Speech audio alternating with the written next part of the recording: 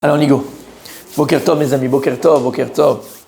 Donc hier on a parlé de l'importance du mois de Hadar, où c'est un mois très important, où c'est un mois qui est très propice à la réussite du peuple juif.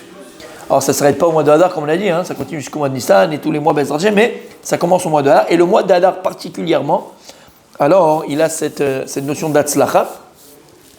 Donc on a dit aussi, on est parti sur les, rappelez-vous on est parti un petit peu aussi sur les malachim, parce que j'ai une question de Rabbi Idan. On a expliqué les anges, les différents anges. Bon, là on va plus continuer donc sur cette notion-là de mois de Hadar, avec votre permission. Et on a dit aussi que le mois de Hadar, donc son signe astrologique, alors c'est un mois où il est propice au miracle pour Israël.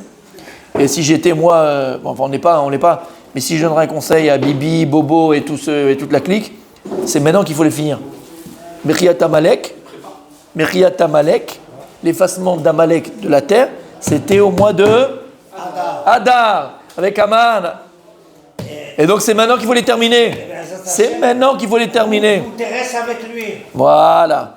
Donc il faut les terminer maintenant, le Hamas Yimar Shema Mezicham, et qu'on récupère tous nos otages, Be'ezrat Hashem, en bonne santé, et même les corps malheureusement, qu'on les puisse les récupérer et qu'ils puissent avoir une Gvoura Israël.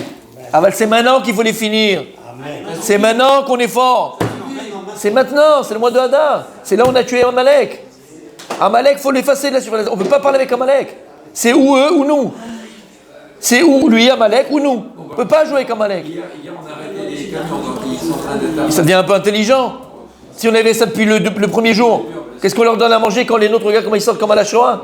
Il faut être fou. Je ne parle pas de la politique, je rentre dans l'histoire. Mais juste de savoir qu'on est là maintenant, un moment propice pour anéantir Amalek, effacer Amalek de la surface de la terre. C'est maintenant qu'il faut les terminer.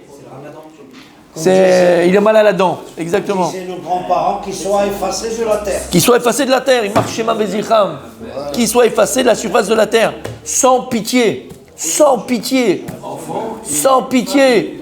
Hamas, qui crève.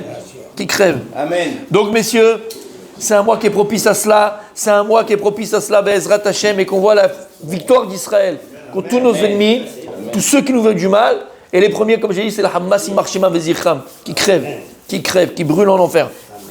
Ils sont quand même financés par un autre pays. Alors mes amis, tous nos ennemis d'Israël, j'ai dit, tous les ennemis d'Israël, et que Dieu bénisse tous les amis d'Israël, il ne faut pas les oublier, parce qu'on a des amis, Baruch Hashem, dans le monde, des gens un peu amitiés, dans les nations qui connaissent la vérité, qui voient la vérité, qui savent la vérité, que Dieu les bénisse ces gens-là. Amen. Et ces peuples-là, Be'ezrat Hashem. Alors écoutez bien, le mois de Nissan, le mois de Nissan, tu vois, on y est presque. Le mois de Hadar aussi, le signe astrologique, on a dit c'est les poissons, c'est les dagim. Et c'est pas pour rien, c'est pas anodin. Alors d'abord, pourquoi les dagim? C'est le mois de Hadar, parce qu'on sait que parfois il y a deux Hadar. Quand c'est une année bissextile Méouberet, on a deux Hadar, Hadar Aleph et Hadar Bet. Et on sait que le mois de Hadar correspond à quel Shevet, à quelle tribu? Yosef Hatzadik. Yosef Hatzadik, c'est le mois de Hadar. Le mois de Nissan, après, c'est le Yehuda, c'est la Malchut, c'est la royauté. Le mois de Hadar, c'est Yosef. Et puisque Yosef Hatzadik, sa tribu, elle s'est divisée en deux, Ephraïm ou Ménaché, c'est pour ça que parfois, on a deux Hadar, Ephraïm ou Ménaché. Et c'est pour ça que c'est le seul signe où il y a deux. Il n'y a aucun signe où c'est le... Tu as Théomim, mais c'est le signe lui-même qui est Théomim. Théomim, c'est les Gémeaux, d'accord? Jumeaux, mais ça veut dire que c'est Gémeaux. Mais d'accord, c'est autour d'avoir, c'est normal. Mais là, on parle dans un signe, quand tu fais une balance, d'accord, le signe astrologique de la balance, c'est une seule balance. Quand tu fais le signe astrologique du Verseau, Mais il y a deux plateaux. d'accord, c'est la balance. Quand tu fais maintenant le signe astrologique, on ne met pas deux balances. Quand tu as le signe astrologique du Verseau, d'accord, c'est entre guillemets une seule, ok, exactement, et ainsi de suite. Un lion, c'est un lion. Mais Dagim, tu peux faire un poisson. Qu'est-ce qu'on fait? Deux poissons. Comme ça. Pourquoi Ephraïm et Ménaché. Et pour Ephraïm et Ménaché, c'est les poissons, et Yosef, c'est les poissons. Ben Poret Yosef, Ben Porat Ale'aïn. La bracha qu'il a reçue Yosef Hatzadik, c'est la bracha Ale'aïn qui n'a pas sur lui le Aïnara. Le Shevet de Yosef, la tribu de Yosef, ne peut pas avoir sur lui le mauvais œil. Lama, parce qu'il est comparé au poisson. C'est pour ça que la bracha que Yosef va faire à ses fils, les deux, Ve'idgu larov, Ve'kereb haaretz. Ve'idgu larov, Ve'idgu, Kedagim. Et il a dit à Ephraim et Ménaché, oh, Boker Tov. Et il a dit à Ephraim et Ménaché, Veidgou Larov, qu'ils se multiplient nombreux comme les poissons. C'est la bracha qu'on fait d'ailleurs tous les vendredis soirs à nos enfants. Oui. On ne fait pas comme Yehuda et Issachar, on ne fait pas comme Dom et Naphtali, ni Gad et Asher, et ni Gershom et Eliezer. On fait comme Ephraim et Ménaché. C'est la bracha qu'on fait à nos enfants, qu'Ephraim ou qu'Ephraim et Ménaché. Lama qu'Ephraim et Ménaché. Pourquoi comme Ephraim et Ménaché? Premièrement, parce que c'est la bracha que Yosef Hatzadik il a fait lui-même à ses enfants. Et donc c'est la bracha que nous-mêmes on fait à nos enfants. Si Yosef Hatzadik a fait la bracha à ses enfants, c'est que nous on doit faire exactement comme lui, faire cette bracha-là par rapport à nos enfants. Et quelle bracha il a fait? Veid gularov bekerev haaretz, à malach hagoel aussi, que le malach qui m'a sauvé alors qu'il te sauve toi aussi, et ainsi de suite. On dit à nos enfants cette bracha extraordinaire, qu'Akadosh Brou les accompagne, qu'ils aient une grande prospérité be'ezrat Hashem, une grande progéniture be'ezrat Hashem. C'est ça la bracha qu'on fait à nos enfants. T'as compris? Et premièrement. Deuxièmement, parce que Ephraim ou Ménaché, dans toute l'histoire du Ham Israël, à part, dans toute l'histoire du Ham Israël, à part Moshe Rabbeinu et Aaron à Cohen, mais ce sont deux choses différentes, c'est la première fratrie où il n'y a pas eu d'embrouille. Depuis l'histoire de l'humanité, il y a toujours eu une embrouille dans les fratries. Caïn, Ve'evel, Yaakov et Esav, Yitzhak et Ishmaël. Il y a toujours eu des beaux embrouilles dans Yosef avec ses frères, que des embrouilles. Les premières fratries où ils étaient mamash, aimants, soudés, unis, c'est qui? C'est Ephraim et Ménaché. D'ailleurs, où on voit ça? Tu dis, bon d'accord, c'est de la poésie. Non, parce que lorsque Yaakov va bénir ses petits-enfants, on sait que Yaakov, Avinu va verser ses mains, va être la main droite qui est la plus importante sur le plus petit, et la main gauche qui est la moins importante sur le plus grand. Yosef Hatzadik va dire, ah, il y a une embrouille là, on va pas encore refaire l'histoire. Il y a eu ce problème-là avec que tu as fait la différence, papa, avec moi et mes frères. Yadati, béni, Yadati. Je sais, mon fils, je sais ce que je fais. Mais le petit sera encore plus grand que le grand. T'imagines le grand frère qui entend ça? Il peut dire que qui bel alav, il était heureux, il était content avec qui bel alav, il a accepté, il n'y a pas de problème. La première fratrie où il n'y a pas eu de problème. Et au contraire, chacun il faisait pour l'autre, chacun il était aimant pour l'autre, chacun il était attaché à l'autre. C'est pour ça qu'on bénit nos fils, d'accord, avec Ephraim ou Ménaché. C'est parce que le plus important dans une famille, c'est l'unité, la paix, le shalom. Il y en a 14 raisons, c'est-à-dire, d'accord, mamash, qui est la paix, qui est la fraternité, qui est le ichud gamour, qui est ce shalom-là. Ce que nous, on veut, les parents, c'est pour ça que comme nous, ici sur Terre, des parents ici de chair et de sang, ce qu'ils demandent, ce qu'ils réclament, et ce qui les rend le plus heureux, c'est quand les enfants ils sont unis, unis. Ben, imaginez que c'est pareil pour Akadosh Baruch Hu. Akadosh Baruch Hu, lorsqu'il voit le Ham Israël qui est uni, Akadosh Baruch Hu, il passe sur tout. Et d'ailleurs, c'est ce qu'on dit. Quand le Ham Israël, même quand ils font Avodazara, même quand ils font l'idolâtrie, on s'éloigne de Dieu, mais Hachem il voit qu'on est unis, et qu'on s'aime, et qu'on s'entraide, même là il fait gagner la guerre, et même là il est avec nous. Lama, comme des parents. Les parents ils disaient quoi? Bon, ils viennent pas nous voir. Mais eux, ils se voient tous les jours. Ils sont ensemble, ils passent des Shabbats ensemble. Ils sont unis, ils sont ensemble. Daïe-nous. Kadosh Baruch Hu, c'est pareil. Alors, Vadaï, soyons unis dans le bon, dans le bien et en servant à Kadosh Baruch Hu, en servant Dieu. Mais même dans le cas Chas Veshalom l'Am Israël ne sert pas Kadosh Baruch Hu. On est loin de lui, mais nous, on est unis. Kadosh Baruch Hu, il est avec nous. Il dit, allez, je les laisse, au contraire, je leur donne toute la réussite. Et c'est ça qu'on bénit nos enfants et nos fils le vendredi soir. Je voulais dire un troisième.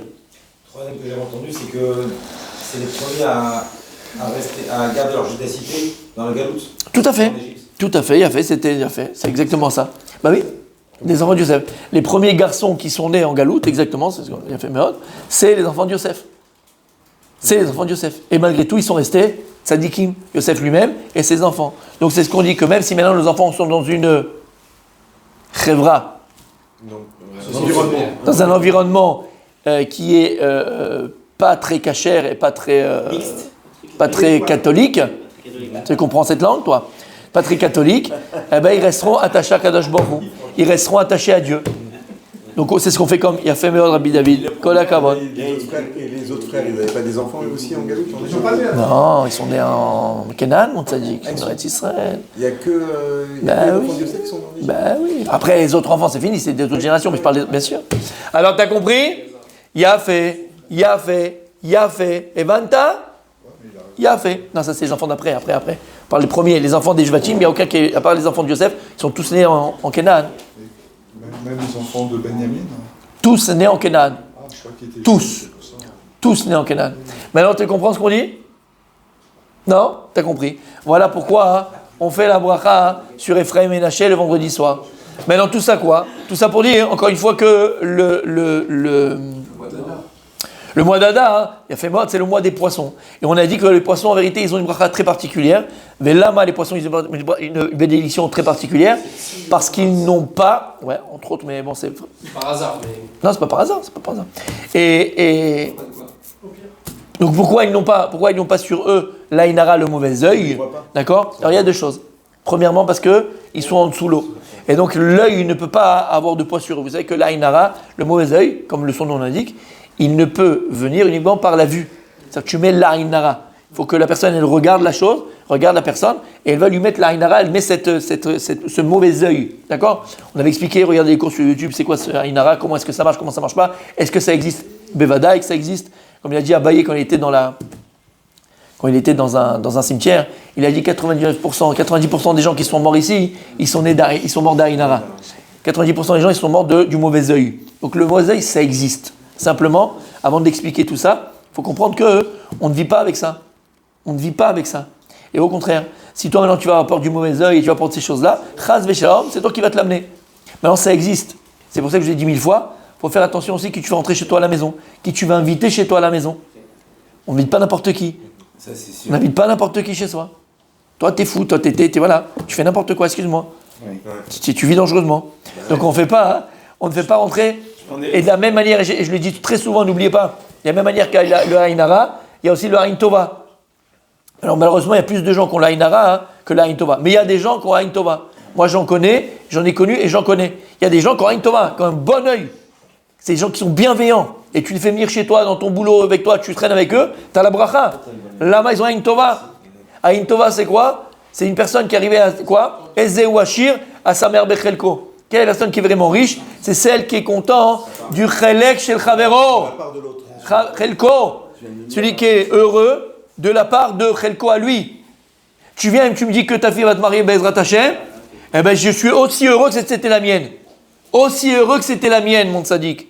Ça, c'est Aïn Tova. Même si c'est avec ton fils. Oh là là. Il est intenable. Je ne veux même pas imaginer à 18 ans. Je veux même pas imaginer à 18 ans comment il est déçu là. Aïe, aïe, aïe. Allez, je te rappelle à Satan. Non, je rigole. T'as compris? À sa mère Bechelko. Il y a des gens qui sont capables d'être heureux pour toi comme c'était pour eux. Ces gens-là, fais venir manger chez toi à la maison. Fais-les venir dans ton business. Parle-leur, demande conseil. Les gens sont bienveillants. Ils veulent que ton bien. Il est heureux pour toi comme pour lui. Il n'y en a pas beaucoup. Malheureusement, il y a plus de personnes qui ont... Mais bon, le Michel, on ne va pas faire des statistiques. D'accord? Et il y a aussi cette histoire-là où il y a des gens Aïn Ra. La Gemara dit que même une maman, elle peut mettre l'Aïn Ra sur son enfant. Parce qu'en vérité, il y a fait meurtre. Bon, je vais dire ce que Shlomi vient de penser. Il y a fait meurtre. Alors, je vais vous expliquer ce qu'il dit Rabbi Shlomi. Enfin, ce qu'il pense. Il a fait. Parce que c'est quoi le Aïn Ra? Comment ça marche? En fait, la Gemara nous dit En abracha. Qui dit? Ah là là. Même de loin. Le gardas de loin, de là-bas. Ouais. La bracha ne réside uniquement Bema chez Samouy Me'aïn. La bracha ne repose uniquement sur ce qui est caché de l'œil. La bracha, la bénédiction, la bénédiction ne repose uniquement sur ce qui est caché de l'œil. Velama. Pourquoi la bénédiction repose uniquement sur ce qui est caché de l'œil? Écoutez bien, on avait dit par rapport à la vue. Rappelez le regard? C'est quoi le regard? C'est quoi la vue? C'est quoi le regard? Avant qu'une chose soit vue, même si elle existe, elle est infinie. Parce que, oui, même si elle existe, elle n'existe pas. Pourquoi elle n'existe pas? Parce que je n'en ai pas conscience. Alors, qu'est-ce qui fait exister toute chose? C'est la conscience. À partir du moment où j'ai conscience d'une chose, c'est-à-dire que la chose, elle existe. Alors, qu'est-ce qui fait parfois que j'ai conscience d'une chose? C'est parce que je la vois. Par d'un objet. Qu'est-ce qui fait que je sais que cette chose, elle existe? Parce que je l'ai vue. Maintenant, je l'ai vue, j'ai conscience qu'elle existe. Maintenant, avant que je l'ai vue et donc j'ai conscience qu'elle existe, même si en potentiel elle existait, mais elle restait infinie. Velama. Parce que, en réalité, la vue et le regard, qu'est-ce qu'il fait?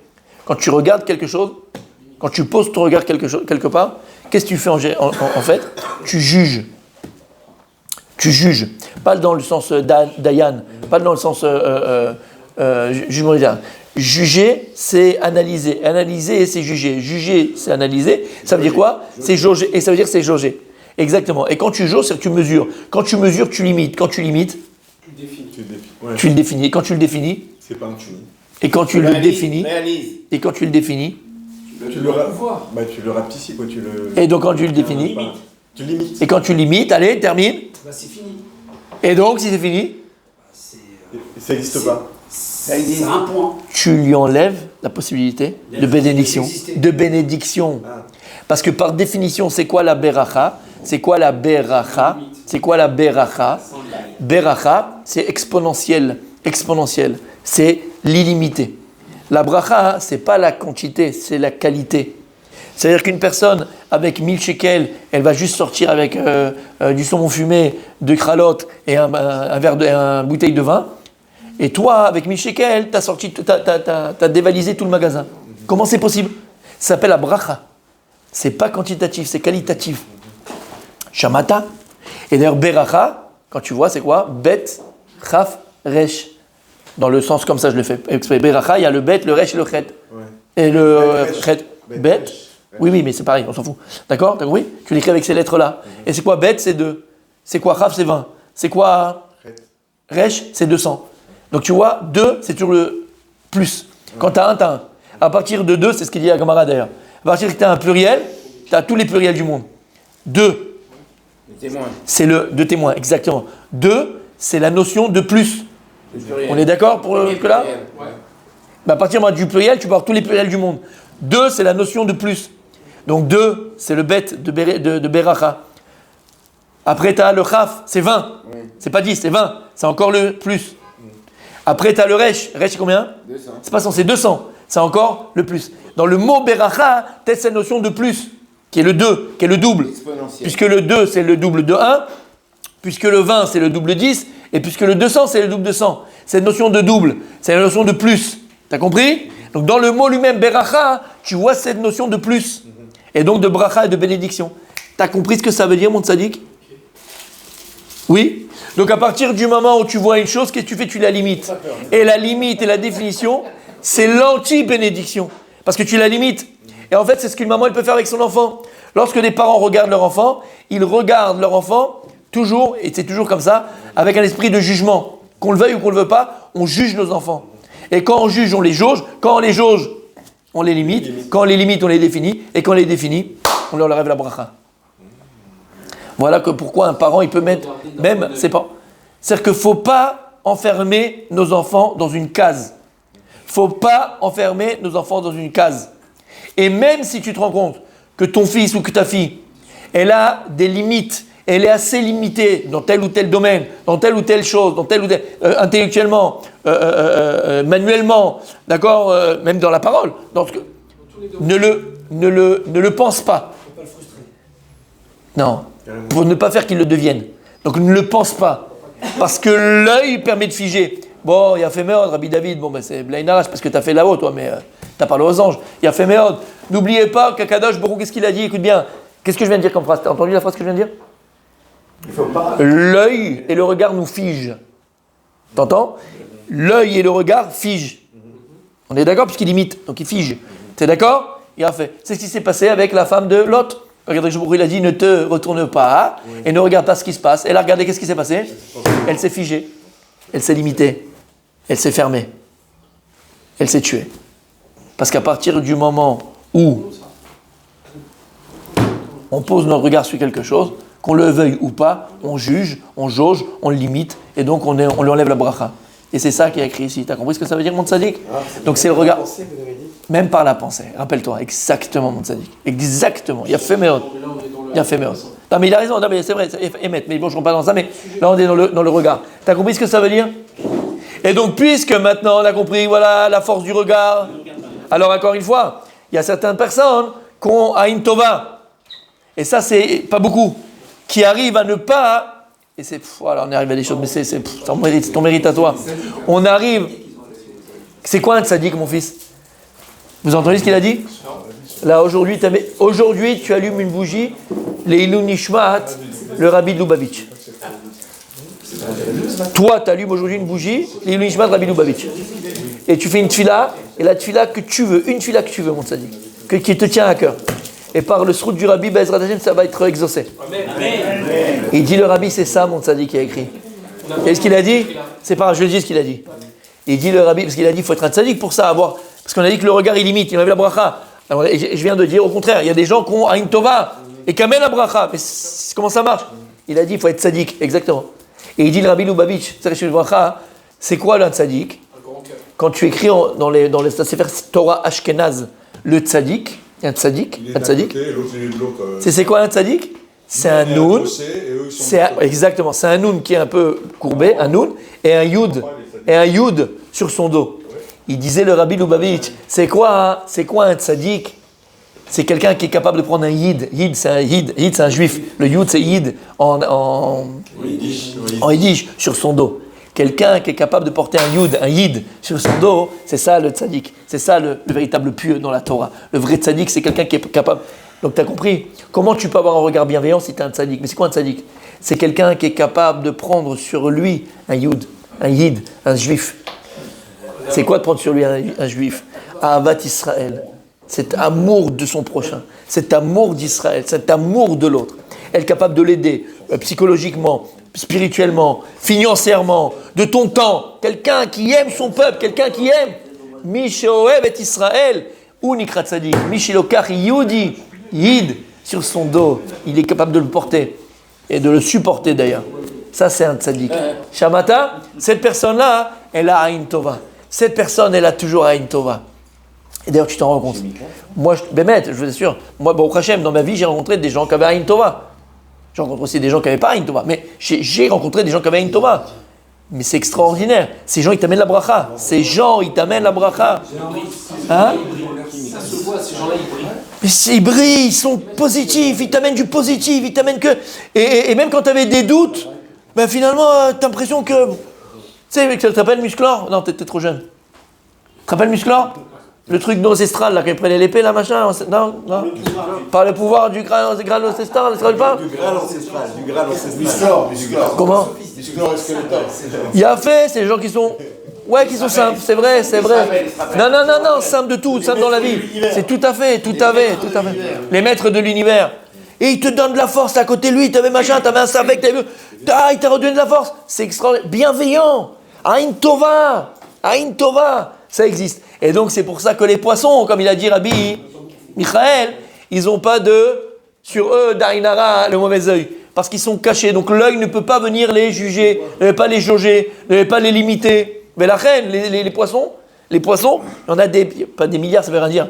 Il y a c'est infini combien il y a de poissons, et de sortes de poissons. Combien de poissons? C'est fou. Parce qu'ils ont la bracha. Parce qu'ils ne sont pas vus de l'œil. Et Shamata. Et deuxièmement. Ils n'ont pas de contact. Écoute bien. Non, ils ont pas de contact. Non, jamais. Si. Les poissons, jamais. Si. Jamais. Si. C'est pour ça qu'ils n'ont pas été punis et des Non, ils ont un contact sexuel. Non, je parle des poissons, pas des baleines. Non, les poissons aussi. Moi, je parlais des sirènes. Les poissons. Moi, je parlais c'est des mammifères, c'est pas pareil. Oui. Non, mais les poissons aussi. Comment on les Deuxièmement, reconnaît? Comment on les reconnaît? Deuxièmement, le poisson, Important de le souligner. par rapport à cette ignane de... Jamais de contact. Par rapport à cette braine d'Aïnara, et on termine parce qu'il est tard et on a eu du mal à commencer. Le poisson aussi, il a quelque chose de très particulier. Ce qu'il y a de particulier dans le poisson, c'est que le poisson, messieurs, on termine avec ça. C'est bon peut-être, mais c'est pas que. Donc premièrement, il n'est pas amené à être regardé puisqu'il est caché dans l'eau. Mais vous savez comment si, malheureusement, l'Aïnara aussi peut avoir un pouvoir sur la personne? On peut s'amener tout seul l'Aïnara. La personne peut s'amener le mauvais œil. Comment une personne peut s'amener son mauvais œil? Quand elle sort de son élément. Je donne un exemple très simple, c'est l'exemple que je donne depuis 25 ans, donc si ça vous chante, voilà. D'accord? Imaginez maintenant, t'habites à Bondy. Voilà. Et là, t'arrives avec ta Porsche. Cabriolet. T'arrives à Porsche. Les gars, ils sont même pas au SMIC. Ils sont là, tout machin. Toi, t'as avec ta Porsche cabriolet. T'es pas dans ton élément. La même Porsche, la même cabriolet, tu la mets à Cannes, sur la croisette avec tous les ailerons à Cannes, ou à Monaco, ils te regardent. Non, mais ils te regardent même pas. C'est normal, quoi. Il y a que les touristes qui prennent les photos. Lama, parce que tu n'es pas, là tu es dans ton élément. Et en fait c'est ça, les poissons ils n'ont pas d'Aïnara, lama, parce qu'ils sont dans leur élément. Donc il n'y a pas de problème. Tant que tu es toi, tant que tu es dans ton élément, il n'y a aucun problème. Quand est-ce que les gens ils commencent à envier, quand est-ce que les gens ils peuvent être mauvais, quand est-ce que... Parfois tu peux amener cette aminosité. C'est aussi cette notion, bon alors c'est pour pas faire de différence, vous savez, vous vous rappelez à l'école, exactement. Mais m'as-tu vu à Jean-Lépin, ils le font tous, c'est pas trop grave. M'as-tu vu à Monaco, ils le font tous, c'est pas trop grave. Mais lorsque tu sors de ton élément, parce qu'il n'y a pas du m'a-t-on vu à Bobigny ou à Sarcelles, d'accord? Là, c'est pas bon. Et donc, en fait, t'as compris? C'est ce qu'ils faisaient à l'école. Avant, à l'école, il y avait les bombardiers. Non, les tenues, là. Les blouses. Il y avait les blouses. Chacun s'habillait de la même manière. Alors, les uniformes. Alors, c'était pour pas faire de différence entre les élèves. Mais pas que. On est tous... Il n'y a pas de plus, moins. Et en fait, c'est ça. Les poissons ne peuvent pas et n'ont pas d'Aïnara de mauvais œil parce qu'ils sont dans leur élément, ils sont dans l'eau. Si un poisson, tu le voyais en train de faire le beau et vouloir sortir de l'eau, là, on dirait, mais pour qui il se prend? Rentre chez ta mère, rentre chez toi. Et donc, c'est pareil pour nous. Savoir rester dans son élément. Savoir rester dans son élément. Dès que tu vas commencer à sortir de ton élément, c'est là que tu vas amener les autres à vouloir te regarder. Et là tu peux avoir la Ainara. Donc, faire attention à ça. Donc, c'est pour ça que le mois de Hadar, c'est les poissons. On a expliqué c'est quoi la force des poissons, c'est quoi la puissance même des poissons. Et si vous avez encore une seconde, mais c'est un cours finalement, mais je sais pas, c'est trop beau. Ouais, mais c'est beau, ça dit qu'est-ce qu'on fait? On s'arrête, on fait la Gemara. Donc pour vivre heureux, vivre caché. Non. Un petit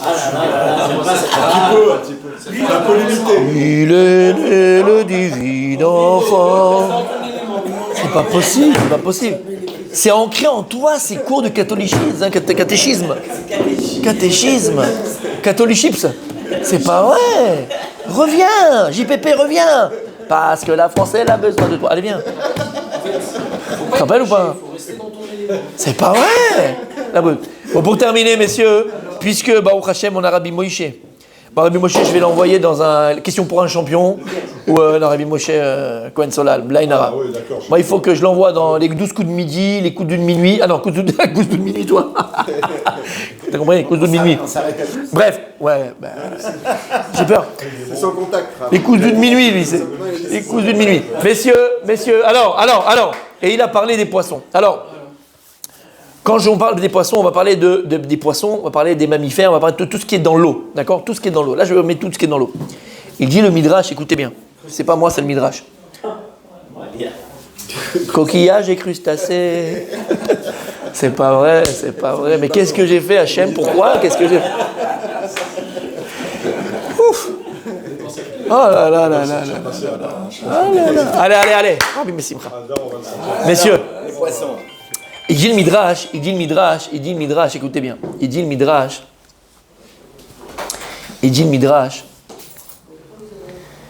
lorsqu'Akadosh Borou, il a parlé dans Sefer Bereshit, Akadosh Borou, Hachem, il n'a parlé qu'à 3. Il n'y a que 3. Dieu, il a parlé. 3 êtres vivants qui Dieu, il a parlé. Dieu, il a parlé aux poissons. Il a dit pérourez-vous, multipliez-vous. Rappelle-toi, Bereshit, prends le Chumash. Dieu, il a parlé à Adam et Chava, à l'homme et sa femme. Et Dieu, il a parlé au serpent. Alors, ce que je vous dis, c'est pas de moi, c'est le Midrash. Omer Midrash.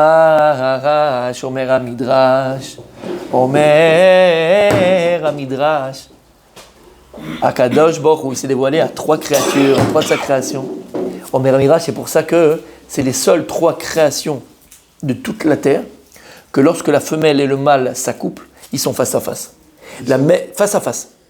Non, normalement, comment ça se passe avec ton épouse? C'est la femme, elle est en dessous et toi, tu es au-dessus. Donc c'est face à face. Ça dit.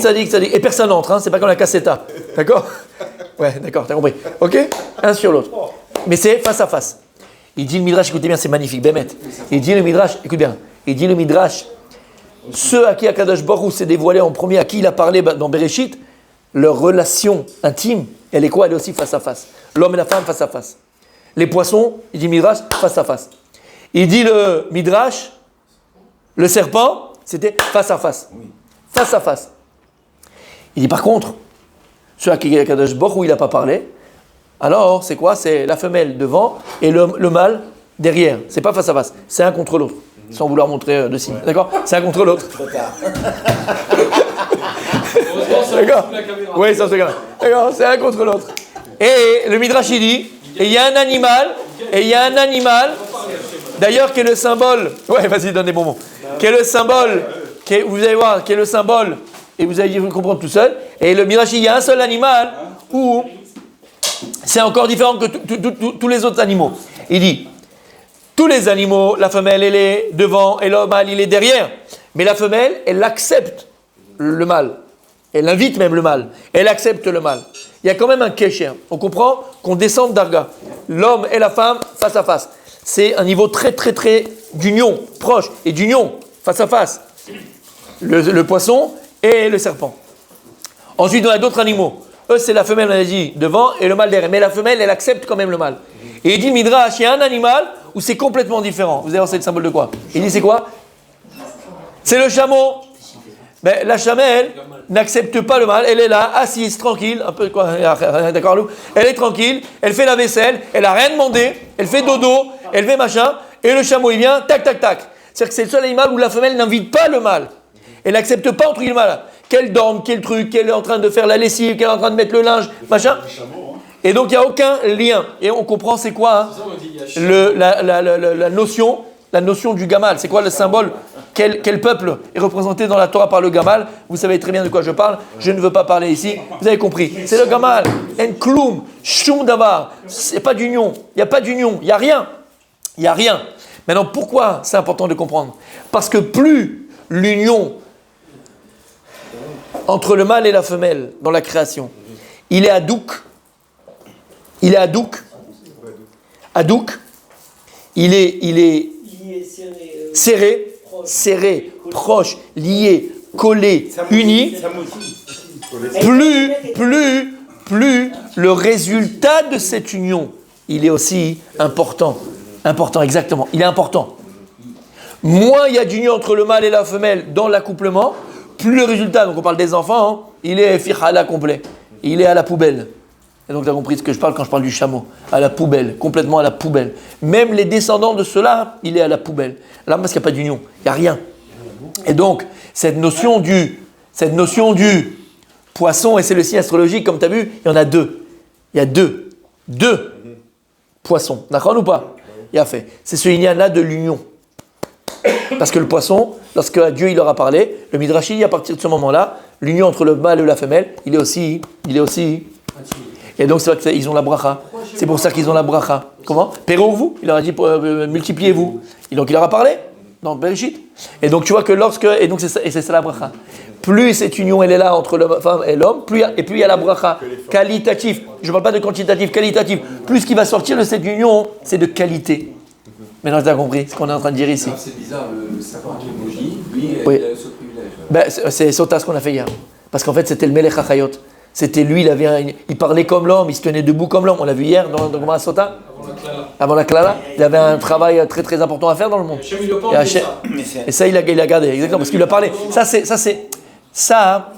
un acquis. C'est un acquis. Dieu, il t'a parlé. Tu ne peux pas dire il ne m'a pas parlé. Il t'a parlé, c'est fini. Bon, on continue quand même demain parce qu'on a dit beaucoup de choses. Allez, Bezrat Hashem.